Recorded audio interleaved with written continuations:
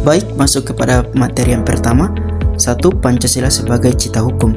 Apabila ditelusuri secara lebih mendalam, memang istilah Pancasila tidak pernah ditemui dalam Undang-Undang Dasar Negara Republik Indonesia tahun 1945. Istilah Pancasila pertama kali ditemukan dalam pidato Bung Karno pada saat sidang BPUPKI, namun harus dipahami bahwa naskah pidato tersebut merupakan dokumen historis dan bukanlah dokumen yuridis. Baik, masuk ke materi yang kedua, pengaturan Pancasila dalam peraturan perundang-undangan.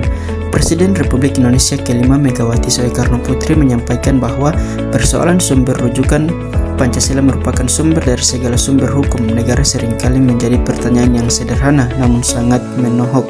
Pertanyaan yang menohok tersebut adalah ketika para penyelenggara negara dan pembuat undang-undang harus mencari dasar rujukan tentang dokumen apakah yang bisa digunakan oleh mereka sebagai referensi tentang Pancasila sebagai sumber dari segala sumber hukum.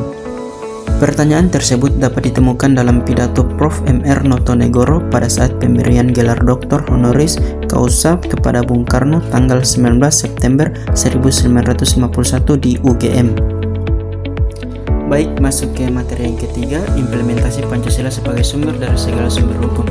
Salah satu implementasi dari konsep Pancasila sebagai sumber dari segala sumber hukum adalah sebagaimana dijabarkan dalam Undang-Undang Nomor 12 Tahun 2011.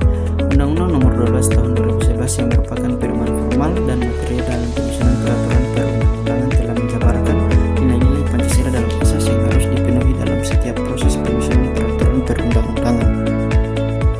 Berikut kesimpulan, meskipun berkedudukan sebagai dasar negara dan sumber dari segala sumber hukum, istilah Pancasila sampai saat ini tidak dirumuskan dalam Konstitusi Undang-Undang Negara Republik Indonesia tahun 1945. Pancasila yang merupakan sumber dari segala sumber hukum tercermin kontinuitasnya antara pembukaan Undang-Undang Negara Republik Indonesia tahun 1945 dengan batang tubuh, terutama pasal 1 ayat 3 yang menyatakan bahwa Indonesia adalah negara hukum.